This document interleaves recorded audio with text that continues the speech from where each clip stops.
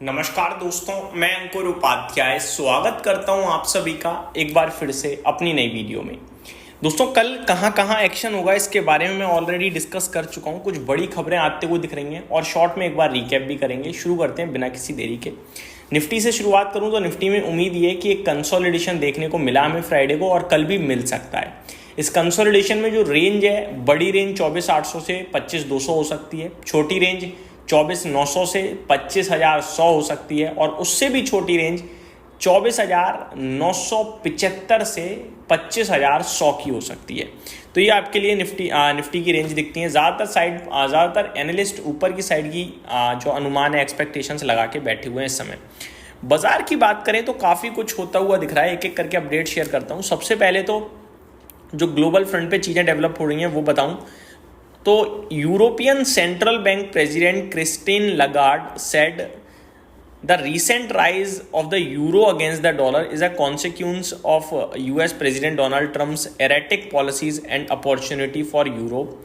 ये छोड़ते हम आगे बढ़ते हैं। कुछ और इम्पोर्टेंट चीज़ें बात करें तो रशिया मेदवेदेव ने कहा है कि failed negotiations could lead to a more violent war। जो रशिया यूक्रेन के बीच में जंग चल रही है इसको लेकर बातचीत होनी थी, अगर ये फेल होती है तो फिर और दिक्कत बढ़ सकती है। इस बीच में Rubio says Trump plans to speak to Putin on the phone Monday. कल जो ट्रम्प साहब हैं वो पुतिन साहब से बात करेंगे फोन कॉल पर। किसको लेकर? Followed by Zelensky and members of NATO. तो इनके बीच में जो बात चल रही है, जिसकी वजह से जंग चल रही है, इसको लेकर बात करते हुए दिख सकते हैं। तो ये कुछ बड़ी चीज़ें हो रही हैं जो कहीं ना कहीं दिख सकती हैं हमें कल के सेशन में। अब आता है थोड़ा सा भारत की तरफ वापस से। Indian commerce minister Piyush Goyal to travel to US this week with focus on a trade deal. तो ये सबसे ज़्यादा इंपॉर्टेंट और काम की खबर है हमारे लिए, क्योंकि जो हमारे कॉमर्स मिनिस्टर हैं पीयूष गोयल जी, वो इस हफ्ते यूएस में दौरा कर सकते हैं ट्रेड डील के चलते। तो ट्रेड डील यूएस और इंडिया के बीच में लगातार बात तो चली रही है, 0 टैरिफ की, कभी 4% टैरिफ की। तो इसको लेकर कुछ बड़ी अपडेट आ सकती है, यहाँ पे हमें फोकस करना चाहिए। आगे बात करें दोस्तों, डेटा ड्रिवन तो FIDIs का डेटा आप सभी को अच्छे से पता ही है, बढ़िया आया था, पॉजिटिव था फ्राइडे को। लगभग 8,831 करोड़ की बाइंग करी है। DIs की बात करें तो 5,187 करोड़ की बाइंग करते हुए दिखे हैं। फ्यूचर्स में सेलिंग आई है, ऑप्शंस की सेलिंग भी है, बट वो थोड़ा सा अवॉइड करेंगे हम। स्टॉक स्पेसिफिक बात करूँ तो KEC इंटरनेशनल, कल ये स्टॉक रडार पे रहना चाहिए क्योंकि कंपनी को नए ऑर्डर मिले हैं 130 करोड़ के। हालांकि ऑर्डर छोटा है लेकिन ऑर्डर तो ऑर्डर है। लैंडमार्क कार्स के लिए खबर आ रही है जो मैं कल ही डिस्कस कर चुका हूँ, कल की खबर है। कंपनी टू एक्वायर किया workshop in Hyderabad to further strengthen its present. Premier energies के लिए भी खबर आते हुए दिख रही है पॉजिटिव। डी डेवलपमेंट इंजीनियर्स के लिए भी खबर है। इनके साथ इन्होंने एक secured major recurring international order from a leading US based oil and gas firm. तो इन्हें एक ऑर्डर मिलता हुआ दिखा है, तो इनके लिए भी पॉजिटिव है।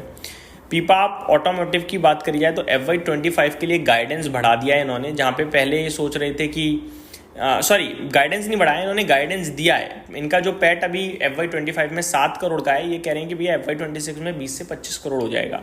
और रेवेन्यू गाइडेंस जो कह रहे हैं ये 600 to 660 करोड़ की गाइडेंस दे रहे हैं, जिसमें इनका FY25 में 554 करोड़ का रेवेन्यू है।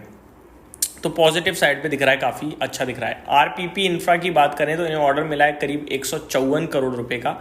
और डॉक्टर रेड्डी का स्टॉक रहेगा थोड़ा सा नेगेटिव साइड पे, क्योंकि फॉर्म 483 जारी हुआ है और US FDA ने 2 आपत्तियां भी जताई हैं न्यूयॉर्क फैसिलिटी को लेकर। तो ये कुछ बड़ी चीज़ें हैं जो इस बार होते हुए दिखी हैं और कल इस पर रिएक्शन आएगा। वन मोर थिंग, RBI ने कहा है कि 20 रुपये के जो नोट हैं, 20 के डेनोमिनेशंस के नोट, इनको छापा जाए। तो ये एक और बड़ी खबर। कुछ स्टॉक्स, वोडाफोन आइडिया, इसके लिए बड़ी दिक्कत का विषय खड़ा हो गया है, क्योंकि कंपनी खुद ही कह रही है भाई साहब कि हमारे बस की बात नहीं है कंपनी को रन करना, हम नहीं कर पाएंगे अगर हमारी सरकार ने मदद नहीं करी तो। और इसको लेकर ये सुप्रीम कोर्ट भी पहुंचे हैं। Company move supreme court seeking ₹30,000 crore waiver on AGR dues, hearing set for May 19। तो कल इनकी सुनवाई भी है इसको लेकर। RVNL की बात करें तो ये स्टॉक भी आपके लिए फोकस में रहना चाहिए। इनफैक्ट RVNL नहीं, पूरा रेलवे डिफेंस तो फोकस में रहेगा ही रहेगा, क्योंकि ये तेजी में चल रहे हैं, बड़े मूव आ रहे हैं और बड़ा सौदा भी हुआ है। वन मोर थिंग दोस्तों, जो कोचिन शिपयार्ड है इसको लेकर कोटक इंस्टीट्यूशंस की एक रिपोर्ट आई है, जिस रिपोर्ट में उन्होंने 60% की डाउनसाइड की बात करी है कोचिन शिपयार्ड में।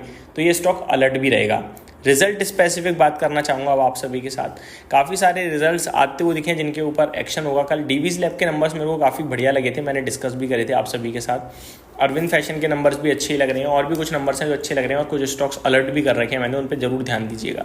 कल भी काफ़ी सारे नंबर्स आने हैं जिसमें बड़े नाम है पावर ग्रिड और BEL, DLF PI industries, Petronet LNG and NLC India. ये कुछ बड़े नाम हैं जिनके नंबर्स का हमें वेट रहेगा। बाकी कोई बड़ी खबर है नहीं एक्चुअली में देखा जाए तो, जितनी भी थी यही थी। बांग्लादेश को लेकर जो डेवलपमेंट हो रहे हैं वो मैं शेयर कर ही चुका हूँ। टेक्सटाइल स्पेस के लिए पॉजिटिव है और किसी के लिए नहीं है, और टेक्सटाइल के लिए भी कोई ऐसा नहीं है कि बेहद पॉजिटिव है, बस बांग्लादेश के लिए दिक्कत है, उसका फ़ायदा थोड़ा बहुत मिल जाएगा भारत को, और कुछ भी नहीं है। तो ये मेरी तरफ से आपके लिए शॉर्ट सिंपल छोटी सी अपडेट थी, कुछ फ्रेश अपडेट नहीं है। कल ओपन मार्केट में मिलते हैं। Thank you so much for watching this video. Good night guys.